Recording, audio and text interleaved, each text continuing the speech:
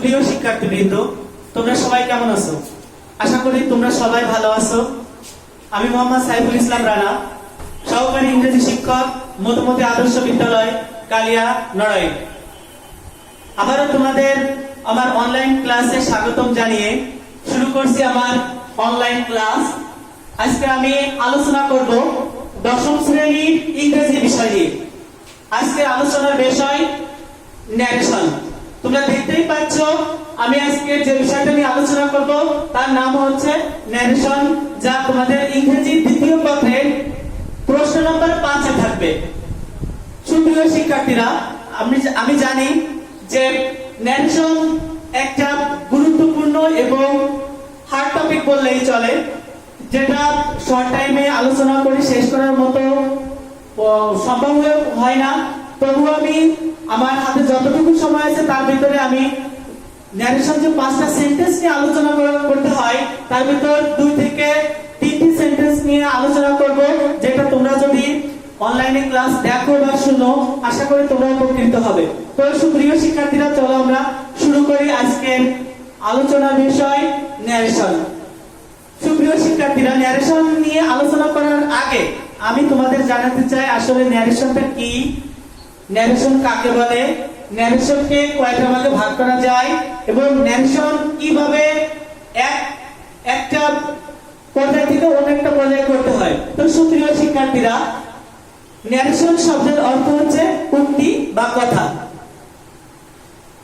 আমরা আরো স্পষ্ট করে বলতে পারি ন্যারেশন হচ্ছে কোন বক্তার বক্তব্য, অর্থাৎ বক্তার বক্তব্যকেই ন্যারেশন বলে। সুপ্রিয় শিক্ষার্থীরা, ন্যারেশনকে 2টি ভাগে ভাগ করা যায়। নাম্বার 1 ডিরেক্ট ন্যারেশন, যেটা শব্দের অর্থ হচ্ছে প্রত্যক্ষ উক্তি। 2 হচ্ছে ইনডিরেক্ট ন্যারেশন, যার অর্থ হচ্ছে পরোক্ষ উক্তি। ডিরেক্ট ন্যারেশন শব্দের অর্থ হচ্ছে প্রত্যক্ষ উক্তি, যেটা বক্তা নিজেই প্রকাশ করবে, অর্থাৎ নিজের কথা নিজেই প্রকাশ করে। আর ইনডিরেক্ট ন্যারেশন হচ্ছে পরোক্ষ উক্তি, যেখানে বক্তার কথা অন্য কেউ প্রকাশ করে দেবে। সুপ্রিয় শিক্ষার্থীরা, তাহলে আমরা বুঝলাম ন্যারেশন 2 প্রকার, ডিরেক্ট ন্যারেশন, ইনডিরেক্ট ন্যারেশন। পরীক্ষায় সাধারণত ডিরেক্ট ন্যারেশন আসে, আমাদের ইনডিরেক্টে পরিণত করতে হয়, অথবা ইনডিরেক্ট আসে আমাদের ডিরেক্টে পরিণত করতে হয়। সুপ্রিয় শিক্ষার্থীরা, একটা ন্যারেশনের 2টি অংশ, অর্থাৎ একটা ন্যারেশনকে 2টি ভাগে ভাগ করা যায়। একটা হচ্ছে রিপোর্টিং ভার্ব আর একটা হচ্ছে রিপোর্টেড স্পিচ।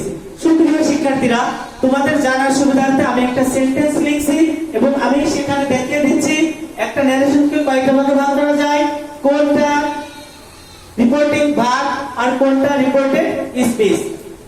সুপ্রিয় শিক্ষার্থীরা, আমি একটা সেন্টেন্স লিখছি, Rohit said to me, stand up. সুপ্রিয় শিক্ষার্থীবৃন্দ, তোমরা দেখতে পাচ্ছ আমি বোর্ডে একটা সেন্টেন্স লিখছি। সেন্টেন্স হচ্ছে রহিম said to me, রহিম আমাকে বলল স্ট্যান্ড আপ। এটা টোটালি একটা ন্যারেশন। এই ন্যারেশনকে 2টি ভাগে ভাগ করা যায়, একটা হচ্ছে রিপোর্টিং ভার্ব আর একটা হচ্ছে রিপোর্টেড স্পিচ। তোমাদের প্রশ্ন হতে পারে রিপোর্টিং ভার্বটা কি? তো আমি বলবো রিপোর্টিং ভার্ব হচ্ছে বক্তা যে কথার মাধ্যমে তার বক্তব্য শুরু করবে, সেটা হচ্ছে রিপোর্টিং ভার্ব। আর বক্তা যে কথার মাধ্যমে যার বক্তব্য শুরু করবে সেটা হচ্ছে রিপোর্টিং ভার্ব।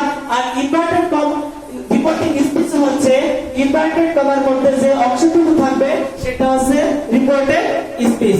সুপ্রিয় শিক্ষার্থীবৃন্দ, তোমাদের বোঝার সুবিধার্থে আমি আবার বলছি, রিপোর্টিং ভার্ব হচ্ছে বক্তা যে কথার মাধ্যমে তার বক্তব্য শুরু করবে সেটা হচ্ছে রিপোর্টিং ভার্ব, এবং ইনভার্টেড কমার মধ্যে যে অংশটুকু থাকবে সেটা হচ্ছে রিপোর্টেড স্পিচ। আমি আশা করি তোমরা ধারণা পেয়েছো যে রিপোর্টিং ভার্ব কি আর রিপোর্টেড স্পিচ কি। এখন আমরা রিপোর্টিং ভার্ব এবং রিপোর্টেড স্পিচ যুক্ত ন্যারেশনকে ডিরেক্ট থেকে ইনডিরেক্টে কিভাবে পরিণত করব, তোমরা আমার সাথেই থাকো। আমি বোর্ডে লিখছি, তোমরা যদি তোমাদের পক্ষে সম্ভব হয় এটা নোট ডাউন করতে পারো।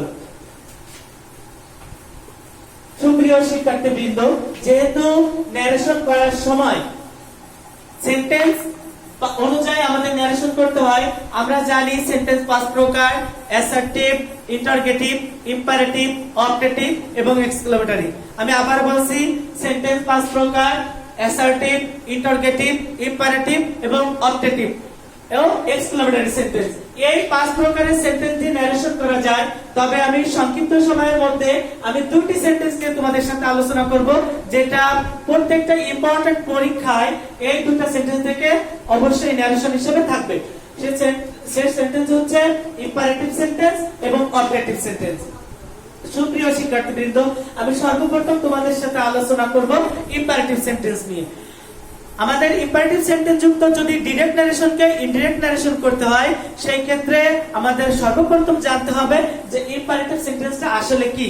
সুপ্রিয় শিক্ষার্থীবৃন্দ, ইম্পারেটিভ সেন্টেন্স হচ্ছে যে সেন্টেন্স দ্বারা আদেশ, নিষেধ, অনুরোধ এবং উপদেশ বোঝায়। আমি আবারও বলছি, ইম্পারেটিভ সেন্টেন্স হচ্ছে যে সেন্টেন্স দ্বারা আদেশ, নিষেধ এবং অনুরোধ ও উপদেশ বোঝায়, তাকে ইম্পারেটিভ সেন্টেন্স বলে। তোমরা যদি সেন্টেন্স দেখো, অবশ্যই দেখেই বুঝতে পারবে যে এটা ইম্পারেটিভ সেন্টেন্স নাকি অ্যাসার্টিভ সেন্টেন্স নাকি অন্য কোনো সেন্টেন্স। সুপ্রিয় শিক্ষার্থীরা, আমি এখন আলোচনা করছি ইম্পারেটিভ সেন্টেন্সকে কিভাবে ডিরেক্ট থেকে ইনডিরেক্টে পরিণত করতে হয়। সুপ্রিয় শিক্ষার্থীবৃন্দ, ইম্পারেটিভ সেন্টেন্স যুক্ত ডিরেক্ট থেকে ইনডিরেক্ট ন্যারেশন করার সময় যে স্ট্রাকচারটা আমাদের ফলো করতে হবে, আমি সেই স্ট্রাকচারটা লিখছি, তোমরা অবশ্যই এই স্ট্রাকচারটা ফলো করবে। তো স্ট্রাকচারটা হচ্ছে স্ট্রাকচার, প্রথমে আমরা সাবজেক্ট বসাবো। প্রথমে কি বসাবো? সাবজেক্ট। এবার সেই টু এর পরিবর্তে সেই টু এর পরিবর্তে আদেশ করলে অর্ডার, নিষেধ করলে ফরমেট, উপদেশ দিলে অ্যাডভাইস এবং আদেশ, নিষেধ, উপদেশ এবং অনুরোধ করলে রিকোয়েস্টেড বসে, প্লাস অবজেক্ট হিসেবে যা থাকবে সেটা বসে যাবে। পরবর্তী স্টেপে গিয়ে আমরা ইনভার্টেড কমা উঠে দিয়ে একটা টু বসাবো, প্লাস ইনভার্টেড কমা উঠে গিয়ে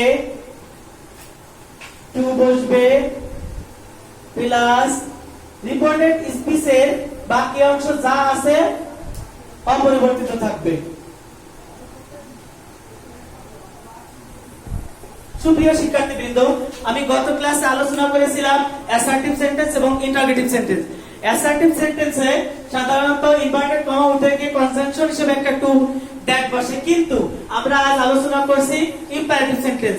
ইম্পারেটিভ সেন্টেন্সে ডিরেক্ট থেকে ইনডিরেক্ট ন্যারেশন করার সময় সর্বপ্রথম সাবজেক্ট বসবে, এরপরে সেই টু এর পরিবর্তে, সুপ্রিয় শিক্ষার্থীবৃন্দ তোমরা অবশ্যই এখানে অনুসরণ করো, সর্বপ্রথম আমরা সাবজেক্ট বসাবো, এরপরে সেই টু এর পরিবর্তে আদেশ করলে অর্ডার বসবে, নিষেধ করলে সেই টু এর পরিবর্তে ফরম্যাট বসবে, উপদেশ করলে সেই টু এর পরিবর্তে অ্যাডভাইস বসবে এবং অনুরোধ করলে সেই টু এর পরিবর্তে রিকোয়েস্টেড বসবে।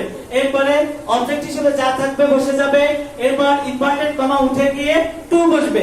এখানে ইম্পারেটিভ সেন্টেন্স বিদায় ইনভার্টেড কমা উঠে গিয়ে টু বসবে আর বাকি অংশ বসবে। সুপ্রিয় শিক্ষার্থীবৃন্দ, আমি তোমাদের বোঝার সুবিধার্থে একটা এক্সাম্পল দিচ্ছি। Father said to me stand up। তো এখানে আমি লিখছি ফাদার said to me, বাবা আমাকে বলল স্ট্যান্ড আপ, উঠে দাঁড়াও। তোমরা এখানে সহজভাবে একটু যদি খেয়াল করো দেখতে পারবে যে বাবা আমাকে বললো স্ট্যান্ড আপ, উঠে দাঁড়াও। তো বাবা আমাকে এখানে কি করলো তোমরাই বলো? আদেশ করলো, নিষেধ করলো, অনুরোধ করলো নাকি উপদেশ দিল?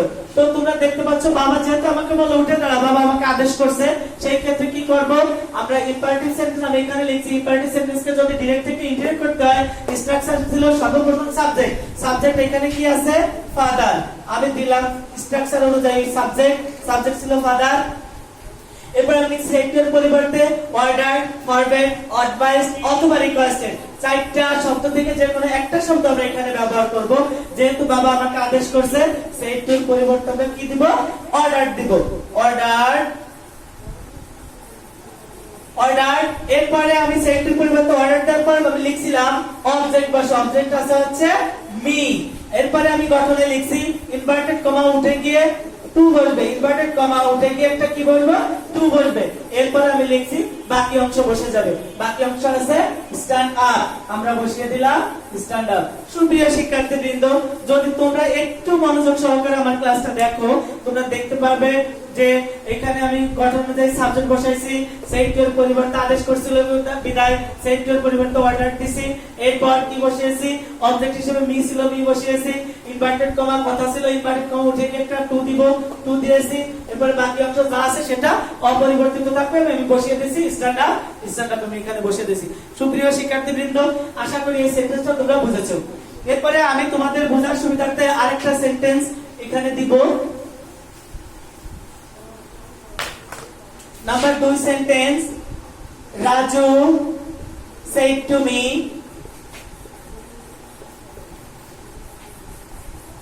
"Let me your pen. Let me a pen." তো সুপ্রিয় শিক্ষার্থীবৃন্দ, তোমরা দেখতে পাচ্ছ আমি একটা সেন্টেন্স লিখছি, Raju shed to me. Raju আমাকে বলল লেট মি এ পেন, আমাকে একটা কলম ধার দাও। তো সেই ক্ষেত্রে তোমরা বলো আমাকে, এখানে যেহেতু রাজু আমার কাছে একটা কলম ধার চালো, তো তোমাদের বুঝতে হবে এটা কি আদেশ করছে, নিষেধ করছে, নাকি অনুরোধ করছে, নাকি উপদেশ দিছে। তো তোমরা দেখতে পাচ্ছ কারোর কাছে কখনো কোনো কিছু যদি চাওয়া হয়, সেই ক্ষেত্রে অনুরোধ হিসেবে আমরা বুঝে নিই। তো রাজু এখানে আমাকে অনুরোধ করলো যে আমাকে একটা কলম ধার দাও। সেই ক্ষেত্রে আমি কি করব? অনুরোধ করছে, স্ট্রাকচার অনুযায়ী আমি সাবজেক্ট বসাবো। সাবজেক্ট আছে এখানে রাজু। এরপরে সেট এর পরিবর্তে আমরা কি বসাবো? আদেশ করলে অর্ডার বসে, নিষেধ করলে ফরম্যাট বসে, উপদেশ দিলে অ্যাডভাইস বসে, এবং অনুরোধ করলে রিকোয়েস্টেড বসে। যেহেতু রাজু আমাকে অনুরোধ করছিল, সেইটুর পরিবর্তে আমরা কি বসাবো? রিকোয়েস্টেড। এরপরে অবজেক্ট হিসেবে আছে me. Raju requested me, inverted comma উঠে যায় একটা কি বসবে? টু। এরপরে লেট মি এ পেন, আমাকে একটা কলম দাও। তা রাজু আমাকে কি করলো? অনুরোধ করলো। সেই কারণে আমরা কি আমি এখানে লিখছিলাম যে ইনভার্টেড কমা উঠে গিয়ে টু বসে এবং বাকি অংশ বসে। কিন্তু এখানে যদি অবজেক্ট থাকে বা পসেসিভ ভার্ব থাকে, সেই ক্ষেত্রে একটু পরিবর্তন হবে। যেমন আমি লিখছিলাম বাকি অংশ বসায় দিতে বসিয়ে দিলাম লেট। রাজু, এখানে একটু খেয়াল করতে হবে, Raju shed to me, Raju আমাকে বললো। এখানে রাজু এবং আমার মধ্যে কথা হচ্ছে লেট মি, আমাকে দাও এ পেন, একটা কলম। তা আমাকে দাও, এখানে কলমটা কে চাইছিল? রাজু। রাজু কার কাছে চাইছিল? আমার কাছে। তাহলে কাকে কলম দিতে হবে? রাজুকে। রাজু হচ্ছে তাকে, তাহলে লেট আমরা কি লিখবো? লেট। তাহলে মি পরিবর্তে আমরা কি দেব? হিম। বাকি অংশ আছে এ পেন। সুপ্রিয় শিক্ষার্থীবৃন্দ, আমি আবারও বোঝাচ্ছি, রাজু সাবজেক্ট হিসেবে ছিল, অনুরোধ করছিল বিদায়, সেই এর পরিবর্তে আমরা রিকোয়েস্টেড দিছি। অবজেক্ট হিসেবে এখানে আছে মি, ইনভার্টেড কমা যেটা টু। এরপরে বাকি অংশ ভার্ব আছে লেট মি, এখানে চাইছিল রাজু, রাজু ছেলে বিদায় আমরা এখানে হিট দিছি। এরপর বাকি অংশ আছে এ পেন। আশা করি তোমরা বুঝতে পেরেছো। সুপ্রিয় শিক্ষার্থীবৃন্দ, এরপরে তোমাদের সুবিধার্থে আমি আরেকটা সেন্টেন্স বুঝিয়ে দিচ্ছি। তোমরা অবশ্যই আমার অনলাইন ক্লাস দেখলে এগুলো নোট ডাউন করবে, যেটা পরবর্তীতে তোমাদের কাজে দেবে। যেমন আমি যদি লিখি হি said to me, speak the truth, সত্য কথা বলবে, speak the truth, সত্য কথা বলো। তো এই ক্ষেত্রে সে আমাকে কি করলো? সত্য কথা বলতে বললো। তাই উপদেশ দিলে আমরা বুঝতে পারছি, উপদেশ দিলে সেইটের পরিবর্তে আমরা কি বসাবো? প্রথমে স্ট্রাকচারে ছিল সাবজেক্ট, সাবজেক্ট আমরা হি দিলাম। উপদেশ দিছে বিদায় সেইটের পরিবর্তে আমরা কি বসাবো? অ্যাডভাইস। এরপরে আছে মি, ইনভার্টেড কমা উঠে গিয়ে একটা কি দেব? Two. Speak the truth, speak the truth. সুপ্রিয় শিক্ষার্থীবৃন্দ, তো আমি কি করলাম? প্রথমে সাবজেক্ট বসালাম, সেইটের পরিবর্তে এটা উপদেশ ছিল বিদায় অ্যাডভাইস বসিয়েছি। অবজেক্ট হিসেবে মি আছে, ইনভার্টেড কমা উঠে গিয়ে একটা টু দিছি। এরপরে কি করছি? আমি বাকি অংশ বসিয়ে দিছি। সুপ্রিয় শিক্ষার্থীবৃন্দ, এই হলো ইম্পারেটিভ সেন্টেন্স। তবে হ্যাঁ, যদি কোনো সেন্টেন্স দ্বারা নিষেধ করা বোঝায় সেই ক্ষেত্রে আমরা কি করব? যদি কোনো সেন্টেন্স দ্বারা নিষেধ করে, আমি এরকম উদাহরণ দিতে পারি, ফরিন সেড টু মি, অথবা mother said to me do not run in the সান। মা আমাকে বলল রোদ্রের ভিতর দৌড়াদৌড়ি করো না, মা আমাকে নিষেধ করলো। সেই ক্ষেত্রে আমরা কি করব?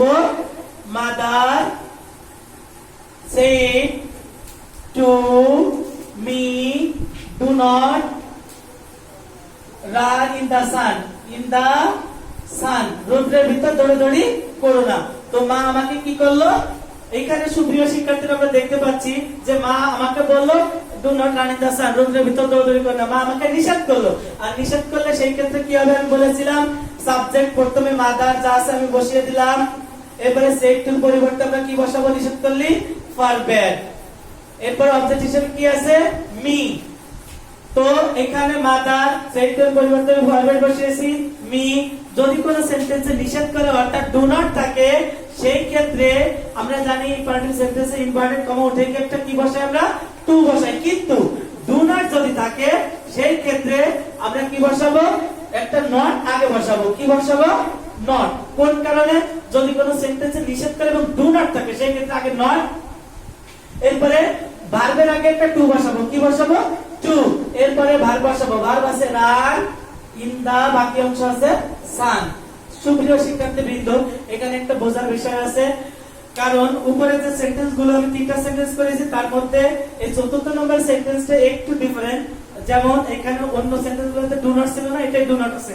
আর ডু নট যুক্ত সেন্টেন্সকে যদি ডিরেক্ট থেকে বা ইনডিরেক্ট করতে হয় তাহলে সেই ক্ষেত্রে সেড টুর পরিবর্তে পারবে মি, ইনভার্টেড কমা উঠে গিয়ে সর্বপ্রথম নট এনে টুটাকে ভার্বের আগে বসিয়ে বাকি অংশটা বসাই দিয়েছি। তো আমি আশা করি তোমরা ইম্পারেটিভ সেন্টেন্স যুক্ত কোনো ন্যারেশন যদি আসে বা যে কোনো পরীক্ষাতে ইম্পারেটিভ সেন্টেন্স যুক্ত একটা সেন্টেন্স থাকবেই, তোমরা যদি আমার নিয়মটা ফলো করো অবশ্যই তোমরা এটা সলভ করতে পারবে ইজিলি ভাবে। সো আমরা এখন ফিরে যাব আমাদের ইম্পারেটিভ সেন্টেন্সটা আমরা এর মধ্যে শেষ করলাম। এখন ফিরে যাব অবজেক্টিভ সেন্টেন্সে। আমি অবজেক্টিভ সেন্টেন্সে একদম সহজভাবে বোঝানোর চেষ্টা করছি। যদি তোমরা একটু চেষ্টা করো এবং মনোযোগ সহকারে আমার ক্লাসটা দেখো, সেই ক্ষেত্রে ন্যারেশন তোমরা আগে যেমনটা পারতে বা অনেকের ভিতরে যে ভীতিটা কাজ করতো, এখন এটা অনেকটা ইজি মনে হবে তোমাদের কাছে। তো সুপ্রিয় শিক্ষার্থীবৃন্দ, অবজেক্টিভ সেন্টেন্স সাধারণত যে সেন্টেন্স দ্বারা প্রার্থনা, মনের কামনা, বাসনা বোঝায় সেটা হচ্ছে অবজেক্টিভ সেন্টেন্স, অর্থাৎ সেই সেন্টেন্সকে অবজেক্টিভ সেন্টেন্স বলে। অবজেক্টিভ সেন্টেন্স দ্বারা সেন্টেন্সকে যদি ডিরেক্ট নারেশন থেকে ইনডিরেক্ট করতে হয় সেই ক্ষেত্রে আমি আজকে যেহেতু আমার হাতে সময় একদম কম, আমি একটা সেন্টেন্স বুঝাই দিয়ে তোমাদের শেষ করব ক্লাস। অবজেক্টিভ সেন্টেন্স যদি আমাদের করতে হয় সেই ক্ষেত্রে আমি সর্বপ্রথম একটা সেন্টেন্স বসাচ্ছি, father said may Allah help you, may Allah help you, আল্লাহ তোমাকে সাহায্য করুক। সুপ্রিয় শিক্ষার্থীবৃন্দ, যদি কোনো সেন্টেন্সে তোমাদের প্রশ্ন হতে পারে যে আমরা কিভাবে বুঝবো এটা ইম্পারেটিভ সেন্টেন্স, অবজেক্টিভ সেন্টেন্স, সেই ক্ষেত্রে আমি বলবো সর্বপ্রথম একটা মে থাকবে, এরপর আল্লাহ অথবা মঙ্গল কামনা যদি বোঝায় সেই ক্ষেত্রে তোমার বুঝে নিতে হবে এটা অবজেক্টিভ সেন্টেন্স। আরো সহজভাবে বলছি, যদি কোনো সেন্টেন্স দ্বারা প্রার্থনা বা মঙ্গল কামনা বোঝায় সেটা হচ্ছে অবজেক্টিভ সেন্টেন্স। তো ফাদার সেইড, বাবা আমাকে বললো মে আল্লাহ হেল্প ইউ, আল্লাহ তোমাকে সাহায্য করুক, অবশ্যই এটা প্রার্থনা। আর অবজেক্টিভ সেন্টেন্স দ্বারা শুধু প্রার্থনা এবং মঙ্গল কামনাই বোঝায়। আমি যদি বুঝি যে এই সেন্টেন্স দ্বারা প্রার্থনা বোঝাচ্ছে সেই ক্ষেত্রে প্রার্থনা বোঝালে সেইটার পরিবর্তে কি বসবে? প্রে। তাহলে ফাদার সাবজেক্ট, এরপরে সেইটার পরিবর্তে একটা কি বসাবো? প্রে, ইনভার্টেড কমা উঠে গিয়ে একটা কি দিব? দ্যাট।